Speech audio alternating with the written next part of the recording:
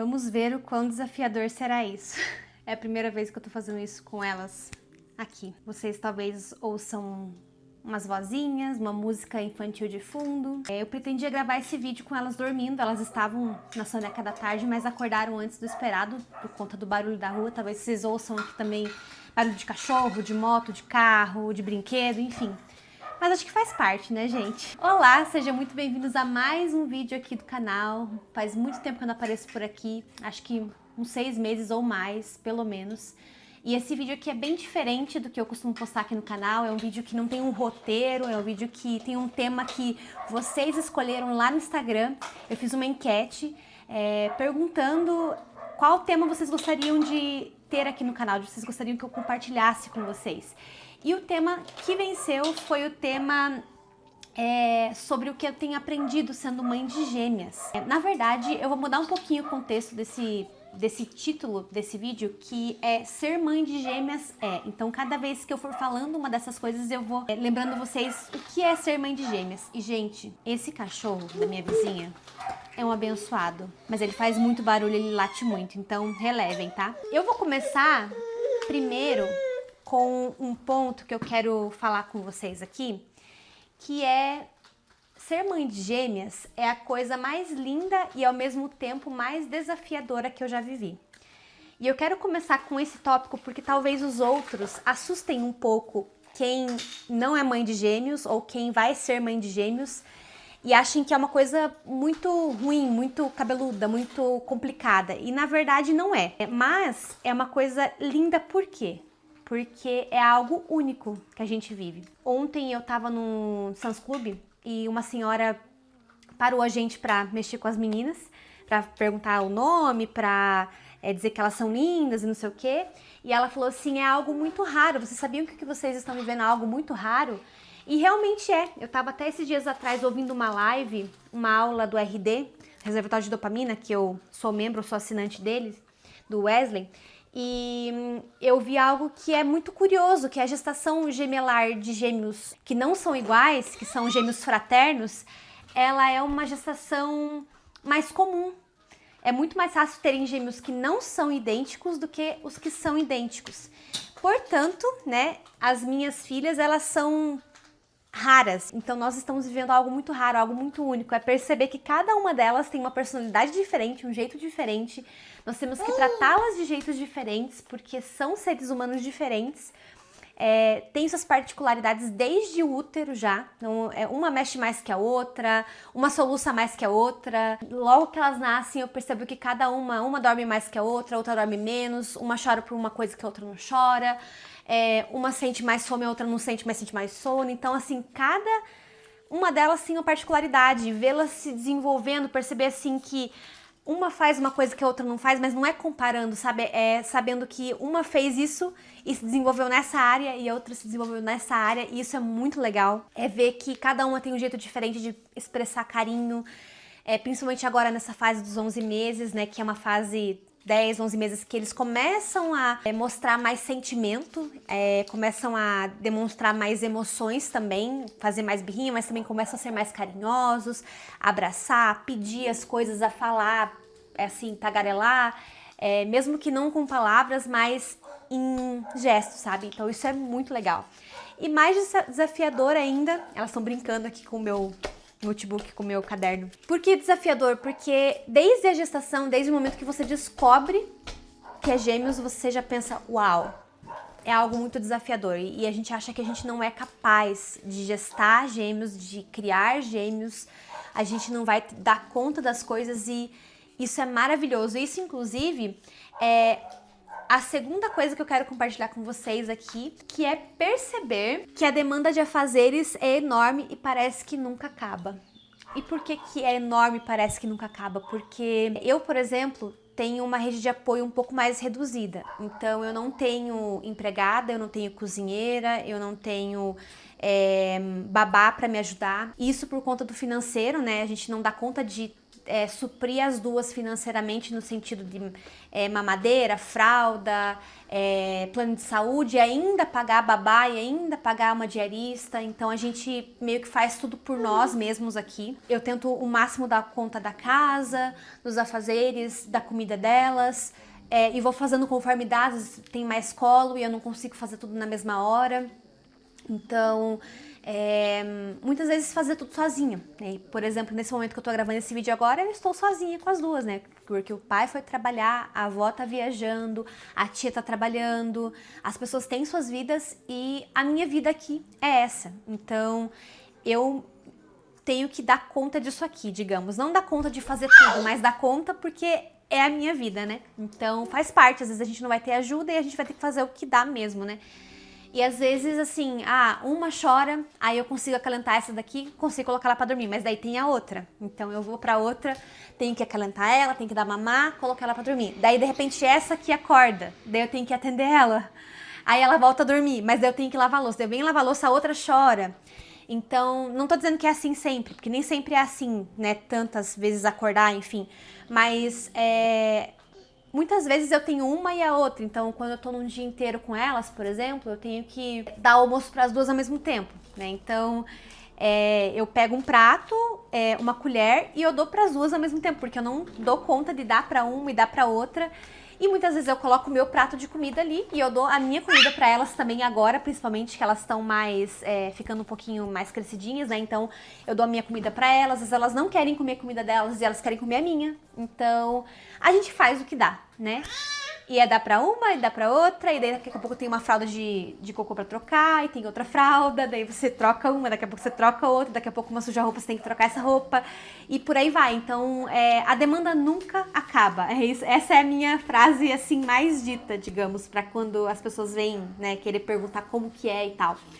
Mas é maravilhoso, porque a gente descobre o quão capaz a gente é de fazer muitas coisas, várias coisas, principalmente nós, mães, que nos adaptamos e sabemos do que nosso bebê precisa, do que eles necessitam, e a gente se descobre assim, não, eu já sei que eu tenho que fazer isso aqui vai dar certo, isso aqui já funcionou, então eu já vou tentar isso aqui de novo, às vezes não funciona e tem que tentar outra coisa, enfim.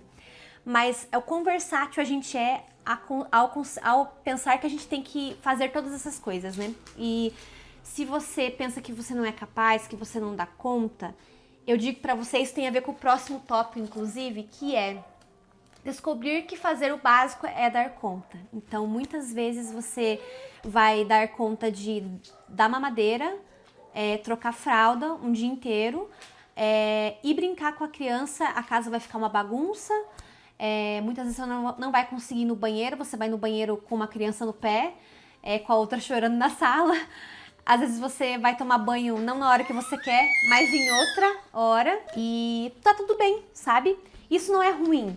Eu acho que parte do querer romantizar a maternidade, eu acho que a gente tem que aprender que nem tudo, aliás, provavelmente a maioria das coisas não vai ser mais do jeito que a gente quer. Uma delas é tomar banho na hora que a gente quer, comer na hora que a gente quer, dormir, mas isso é passageiro. Isso é por pouco tempo, isso vai passar. As crianças vão crescer e vai chegar um momento que elas não vão ser mais dependentes de você. Vai chegar um momento em que elas não vão mais chorar pra pedir seu colo, vai ter momentos em que elas não vão querer mais te abraçar, não vão querer mais chameguinho, não vão querer mais dormir no seu colo, não vão querer mais comer tua comida e tá tudo bem, sabe? Porque são fases e essas fases passam.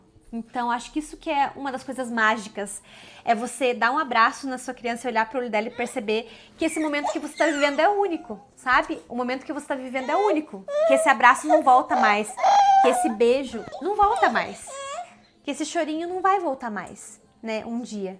E um dia você vai se ver vivendo a sua vida de novo, sozinho, fazendo as coisas a hora que você quer, e vai voltar a fazer aquilo que você fazia antes, então faz parte, sabe? E o próximo tópico é ficar triste por ter só um colo e não conseguir acalentar as duas de uma só vez. Gente, eu perdi as contas de quantas vezes eu chorei com uma no colo e a outra chorando no colchão ou chorando do lado porque eu não conseguia acalentar as duas. Ou então tendo que pedir ajuda pro meu sogro, pra minha sogra, pra minha cunhada, pra pegarem do meu colo e acalentarem, porque eu não tava conseguindo fazer aquilo, sabe?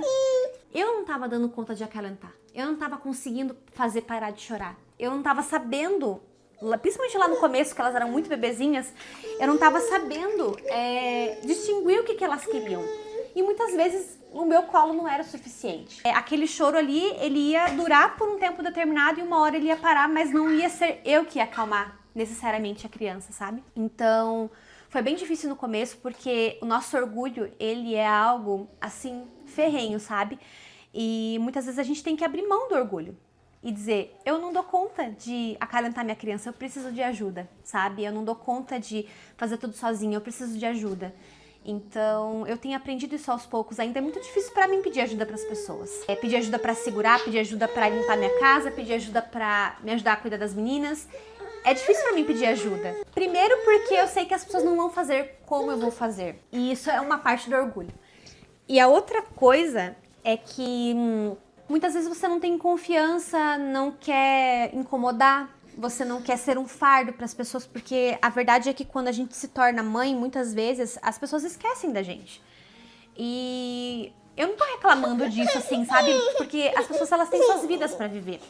Mas muitas vezes é difícil, sabe? Você acha que você está incomodando, você não quer dar trabalho. Mas a gente vai aprendendo a pedir ajuda, sabe?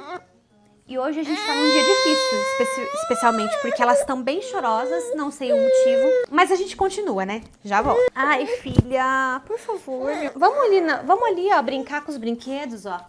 Vamos aqui brincar com os brinquedos, ó. No shopping. Vamos ali no chão. Vamos brincar. Então, o mais desafiador é você aprender que muitas vezes você não vai dar conta e precisa da ajuda das pessoas. E faz parte, sabe? E eu sei, se você é mãe, você acho que me entende e eu também posso te consolar com isso, de que muitas vezes você não vai querer pedir ajuda das pessoas. Você não vai querer incomodar, você vai estar tão cansado que você vai esquecer que você pode pedir ajuda. E muitas vezes você só quer que alguém lembre que você existe, lembre que você também tem necessidades, lembre que você precisa comer, precisa dormir, precisa ao menos sair um pouco do foco de cuidar de criança e fazer outra coisa, sabe? Mas faz parte, né? É algo, como eu falei, que é temporário. É algo que você vai viver por um tempo, mas que depois vai parar de ser daquele jeito e você vai sentir falta das coisas boas. Você não vai lembrar das coisas ruins. É como o parto normal, por exemplo. Eu tive parto normal, parto natural, né? Normal, é meio estranho dizer, né? Mas é o parto natural, em que as pessoas dizem, nossa, é terrível, você sente uma dor e não sei o quê. Mas depois você se esquece daquela dor. É engraçado que uma pessoa esses dias atrás me parou pra perguntar como é que foi e tal, gestar, né, e como que foi gestar e ter o parto, e eu falei pra ela, você esquece da dor. Nossa, eu nem me lembro como que é a dor, eu tento imaginar como que eu me sentia a hora que a dor vinha e eu não consigo, sabe, lembrar disso.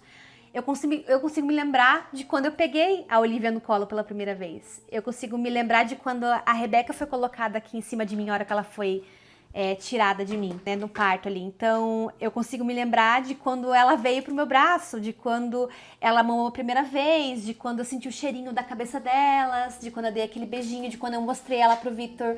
Eu consigo me lembrar de quando a minha doula segurou uma enquanto eu tava dando à luz a outra. Então, são coisas boas que a gente consegue se lembrar. E o outro ponto é, ser mãe de gêmeas é querer passear, viver a sua vida como uma pessoa normal, mas descobrir o que é ser uma pessoa famosa tentando ir ao shopping. Então, vocês imaginam o que é a vida de um famoso. Um famoso, ele não consegue sair de casa, ele não consegue andar no shopping sem ser abordado, sem ter pessoas pedindo autógrafos, pedindo pra tirar foto. E eu não vou dizer que é exatamente igual, porque não é, né? Não é exatamente igual a um famoso, mas é quase. Porque muitas vezes você não consegue ir no shopping sem ter 5, 6, 7, 8 pessoas abordando você no meio do caminho pra dizer, ai, são gêmeas! Quanto tempo elas têm? Qual que é o nome? E muitas vezes essas pessoas nem perguntam o seu nome, não querem saber nada sobre você, só querem saber sobre suas filhas. O que é um pouco assustador, sabe?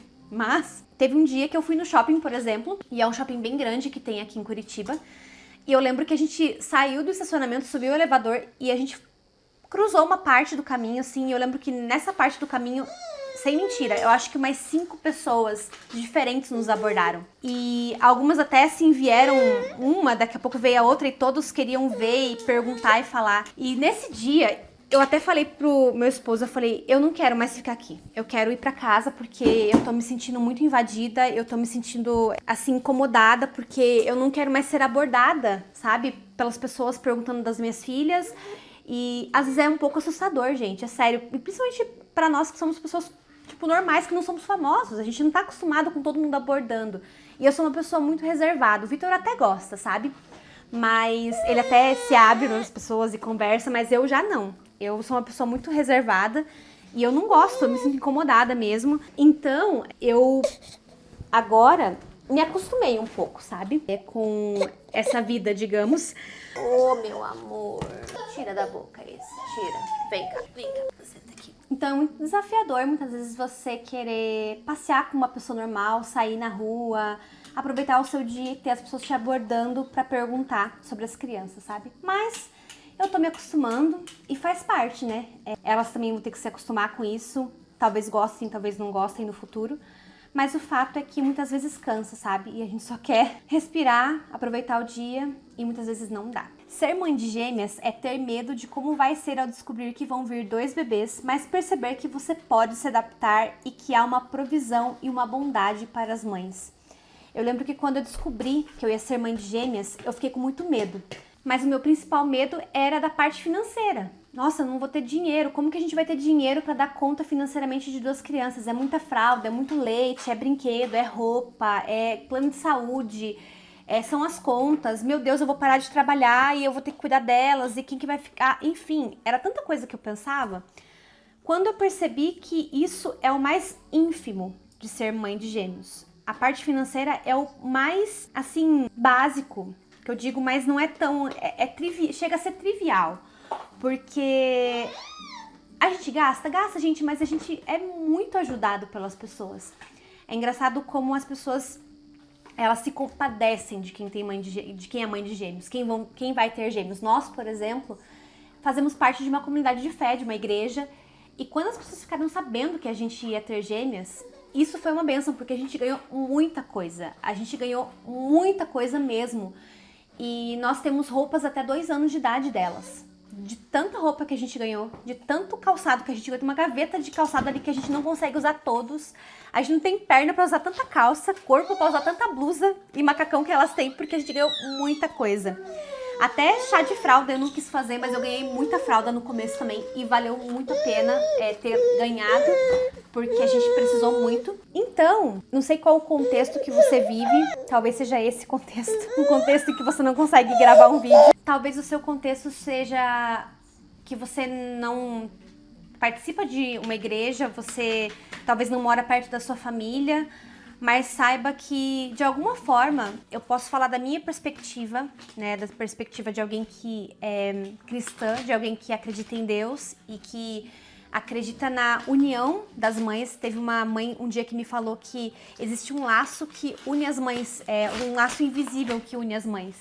Então eu acredito muito nisso, porque muitas mães se compadecem de outras mães e a gente acaba vendo o quão vulnerável a gente é, o quão a gente precisa das outras pessoas, sabe? A gente não vive numa bolha fechada só no nosso lar, na nossa casa. A gente precisa de outras pessoas, a gente precisa de ajuda, sabe? E a gente acaba encontrando essa ajuda.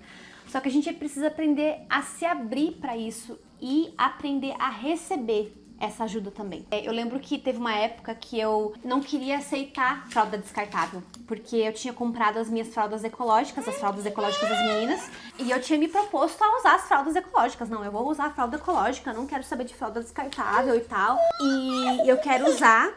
E eu lembro que eu não tava querendo aceitar a fralda descartável, porque eu não sabia o que eu ia fazer com aquele monte de fralda. Gente, eu lembro que eu chorei um dia e eu até cacei briga com algumas pessoas por conta disso.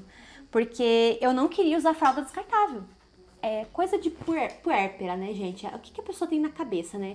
O puerpério, ele mexe muito com a nossa cabeça, com os nossos hormônios, com o nosso modo de pensar. E a gente acha que a gente vai querer fazer uma coisa e vai ser daquele jeito e não vai. E daí a gente se vê não conseguindo, fazendo do jeito que a gente quer. E a gente acaba surtando. E tudo isso são hormônios. E a gente pode colocar a culpa nos hormônios, porque isso é verdade, é culpa dos hormônios, né? Então, são muitas coisas que a gente acaba fazendo que a gente não quer, mas faz parte, né? E eu acho que não tem mais nenhum ponto, mas saiba que se você descobriu que vai ser mãe de gêmeas ou de gêmeos e você acha que você não vai dar conta, você pode não dar conta, mas você vai fazer o melhor que você pode. E esse melhor é o que as suas crianças precisam. Elas precisam de você presente, precisam de você amando-as incondicionalmente, não importa o quão ruins sejam os dias. Precisam de você saudável, então cuide da sua saúde mental, da sua saúde física. Precisam de você descansado, porque uma pessoa que é descansada, ela é muito mais disposta para tudo. E a privação do sono, ela acaba com a gente. Foi algo que mais me judiou, assim, sabe? Mais me fez, enfim, foi algo que mais me desgastou, a privação do sono. Hoje, já depois de 11 meses, eu já estou dormindo muito melhor, já estou comendo muito melhor, já estou me dando muito melhor com elas, já sei o que elas querem e o que não querem, já sei quando é, quando não é. Enfim, a gente vai descobrindo e vai vivendo a maternidade e vai aprendendo que muitas vezes a gente torna as coisas muito mais difíceis do que elas são. E a gente precisa facilitar, não só para as crianças, para as pessoas que vivem ao nosso redor, mas também para nós mesmos. Então, procure ajuda. Saiba que você não está sozinha, não está sozinho.